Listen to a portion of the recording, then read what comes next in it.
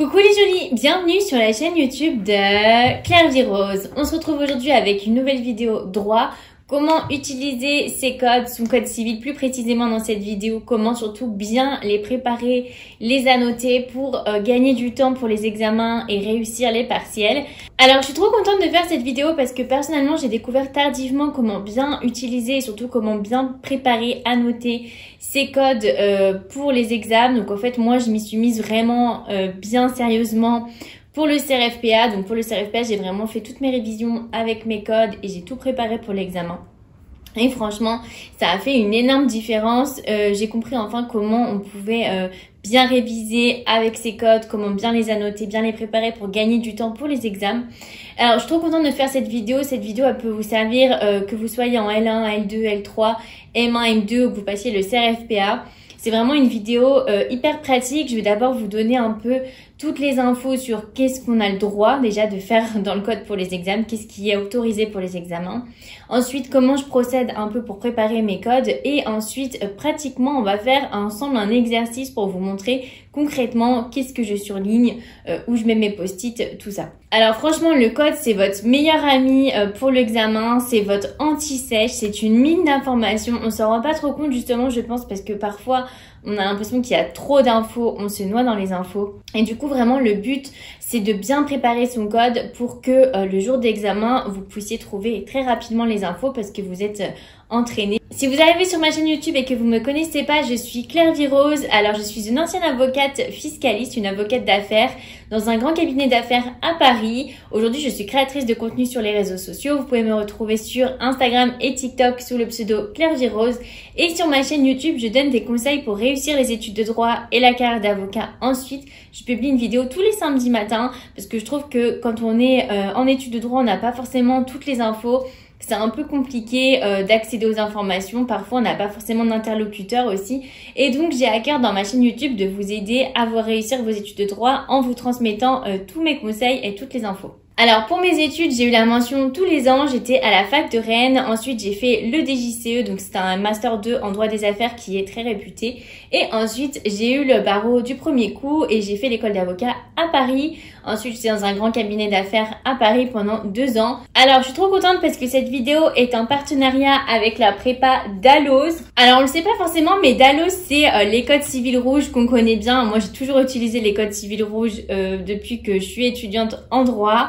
Et aussi, Dalloz, c'est aussi une prépa, la prépa Dalloz. Donc, c'est une prépa qui prépare le CRFPA. Alors, c'est des intervenants de qualité, des cours de qualité, puisque c'est affilié aux éditions Dalloz. Alors, je suis trop contente parce que ça fait maintenant plus d'1 an que je suis en partenariat avec la prépa Dalloz. Et donc, je peux vous offrir 5% sur toutes leurs offres avec le code CLAIREVIE5. Ce code est valable jusqu'au 31 décembre. Et donc la prépa Dalloz, franchement, moi je la recommande parce que c'est une prépa en petits effectifs. Vous avez la prépa sur place en petits effectifs et aussi en ligne. Ce sont des intervenants et des cours de qualité. J'ai fait déjà des vidéos sur le sujet. Je vous mettrai les vidéos dans la description de cette vidéo.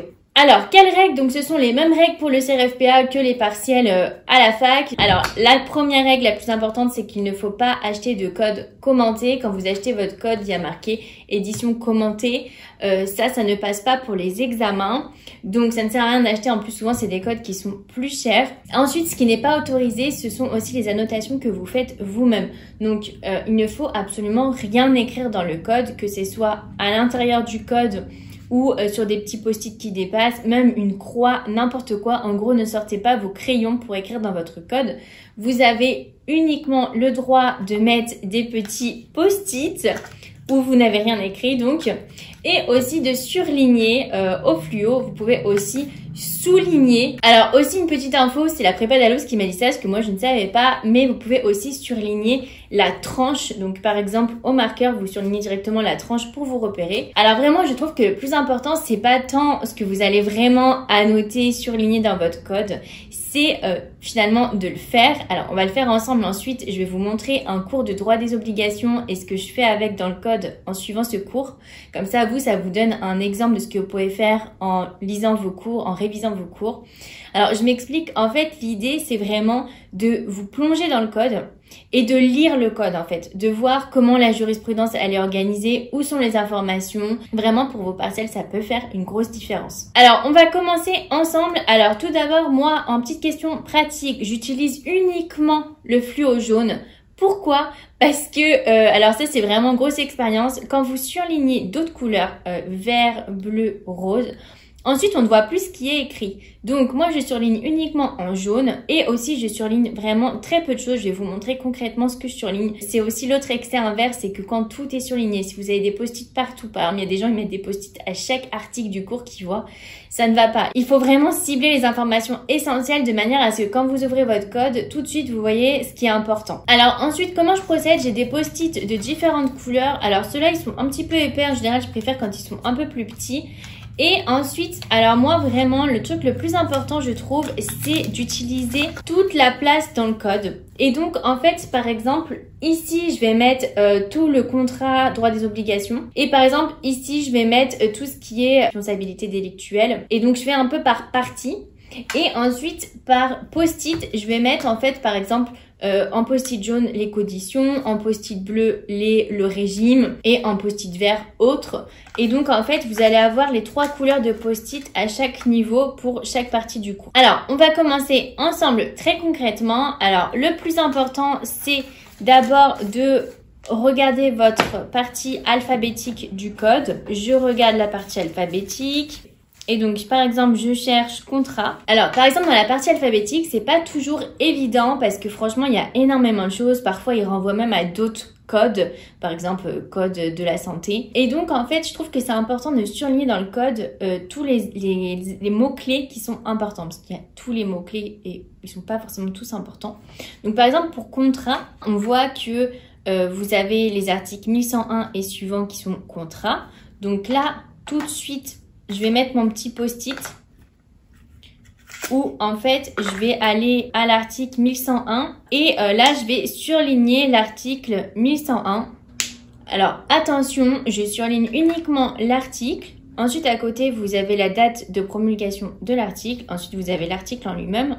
Moi je surligne pas le corps du texte de l'article parce que je trouve que sinon après ça fait trop de choses surlignées. Et je vais vous expliquer ensuite pour la jurisprudence. Et je vais mettre mon post-it. Voilà, donc là, je mets mon post-it, je le mets en haut parce que du coup, en haut, ça sera toute ma partie droit des obligations, droit des contrats. Ensuite, je vais pas mettre de post-it à chaque endroit, mais je vais juste surligner dans la partie alphabétique les mots qui sont importants. Donc par exemple, là, j'ai le mot capacité, c'est un élément qui est important du cours. Cause aussi. Ensuite, session, classification, clause abusive, clause pénale, c'est pas forcément des éléments qui sont hyper importants. Alors, je dis pas que c'est pas important, je dis juste que c'est important de mettre les choses qui sont très importantes dans le cours.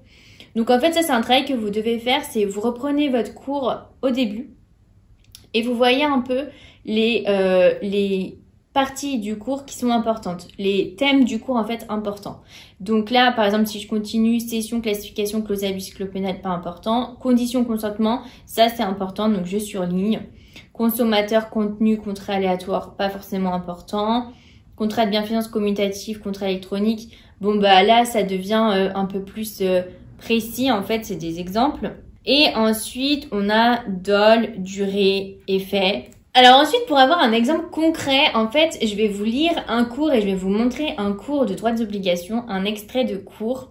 Et je vais vous montrer ce que je fais concrètement avec le code parce que je trouve qu'il n'y a rien de plus parlant qu'un exemple concret. Donc là, c'est un cours de responsabilité délictuelle du fait d'autrui. Donc l'article 1242 dispose que l'on est responsable non seulement du dommage que l'on cause par son propre fait, mais encore de celui qui est causé par le fait des personnes dont on doit répondre ou des choses que l'on a sous sa garde. Donc là, je vais tout de suite à l'article 1242. Voilà. Et donc, je surligne uniquement le numéro de l'article. Donc là, l'article, je ne fais rien de plus. Je surligne juste 1242. Ensuite, à côté, donc on a la date de promulgation de l'article. Je souligne pas non plus. Je surligne rien non plus dans l'article en lui-même. Ça reste très... faut être vraiment très minimaliste en gros. Hein. Et ensuite, vous avez le plan en fait des jurisprudences. En fait, ça se passe comme ça quand il y a trop de jurisprudence sous un article, vous avez carrément un plan. Et c'est pas mal d'ailleurs parce que ça peut faire un peu comme un mini plan de cours. Vous voyez par exemple là, on a responsabilité du fait des choses, fait de la chose, chose visée par l'article, rôle de la chose, garde de la chose, critères de la garde structure et garde du comportement, garde collective. Et vous retrouvez en fait un peu les conditions des régimes. Donc ça fait vraiment un anti-stage, c'est ce que je vous disais. Alors là, je vous conseillerais de rien souligner dans le plan de la jurisprudence parce que sinon on se retrouve rapidement à tout souligner. Et vraiment, c'est important de souligner quelques éléments. Quand tout est souligné, on ne voit plus rien. En gros, si tout mon code était entièrement souligné, ça fait comme si je n'avais rien souligné. Vous voyez ce que je veux dire? Pour l'article 1942, je vais mettre mon post-it et je vais le mettre, comme je vous l'ai dit, à un endroit complètement différent. Donc par exemple au milieu. Comme ça, on a en fait différentes hauteurs. Ici, je sais que ce sera tous mes post-it responsabilités contractuelles. Ici, tous mes post-it responsabilités délictuelles. Et aussi, si vos articles sont très rapprochés, je veux dire, ils sont par exemple sur la même page ou les pages qui suivent, ça sert à rien de mettre plein de post-it, genre par exemple plusieurs post-it sur la même page ou la page d'après. Moi, je mets vraiment des post-it sur les numéros qui sont importants et si c'est très éloigné. Donc par exemple, si c'est sur la page d'après, je vais pas remettre de post-it. Mais si c'est 5 pages après, je remets un post-it. Parce que du coup, vous saurez que quand il y a un post-it, vous regardez en général la page avant-après. Voilà, c'est évident. Et puis comme ça vous évite d'avoir trop de post-it. Et je vais lire le cours et je vais continuer à chercher en fait. Et dès qu'il va me parler de jurisprudence, on va chercher les jurisprudences dans le code. Pourtant, de plus en plus, la responsabilité de l'auteur secondaire est détachée de l'idée de faute de l'auteur réel, surtout depuis l'arrêt Levert du 10 mai 2001. Alors attention, arrêt. Pour que la responsabilité de plein droit des pères et mères exerçant l'autorité parentale sur un mineur habitant avec eux puisse être recherchée, il suffit que le dommage invoqué par la victime ait été directement causé par le fait, même non fautif du mineur, que seule la force majeure ou la faute de la victime peut exonérer les pères et mères de cette responsabilité, qui avait considéré que la responsabilité des parents n'est pas liée à une faute de l'enfant. Alors là, on voit donc l'arrêt Levert du 10 mai 2001. Alors c'est un arrêt hyper important, un arrêt de principe. Et donc là, maintenant, on va le chercher. Alors, on voit que ça a trait à l'autorité parentale. Et on peut voir que les arrêts responsabilité des parents, c'est numéro 89 à 103. Donc là, je vais chercher dans mon code le numéro 89. On voit, il y a les numéros qui sont devant les parties. Alors, je cherche le numéro 89. Voilà, responsabilité des parents. Alors là, je surligne responsabilité des parents parce que c'est un grand thème. Ensuite, en dessous de responsabilité des parents, on a plein en fait d'articles de doctrine. Donc en gros, sur le sujet, si jamais vous voulez vous renseigner un peu plus, ça sert à rien de souligner la doctrine. De manière générale, ne soulignez jamais la doctrine. Et pareil, les décisions de jurisprudence, important, vous soulignez juste quelle juridiction a rendu la décision, la date de la décision et le nom de l'arrêt, s'il y a un nom qui est important. Mais vous ne soulignez pas le numéro ni les références doctrine ensuite. Donc là, par exemple, pour l'arrêt Levert, donc vous voyez, c'est important de préparer son code parce que responsabilité des parents, vous voyez que franchement, c'est un peu compliqué de trouver l'arrêt Levert alors que c'est un arrêt super important parce que en fait, c'est rangé pas forcément par ordre d'importance, c'est rangé par catégorie et aussi un peu chronologiquement, vous voyez, conditions, régime, et puis exécution, inexécution. Du coup, en faisant cet effort de surligner l'arrêt important, finalement, vous lisez une fois le code et vous vous rendez compte comment c'est classé. Donc, quand vous devrez le refaire à l'examen, ce sera plus facile. Caractère alternatif des régimes de responsabilité du fait d'autrui. Là, c'est pas ça. Inapplicabilité de l'article 1942 alinéa 4, régime applicable, c'est pas ça. Minorité de l'enfant, c'est pas ça. Fait de l'enfant, là, ça ressemble à ce qu'on veut. Et ensuite, on voit cette responsabilité de plein droit n'est pas subordonnée à l'existence d'une faute de l'enfant.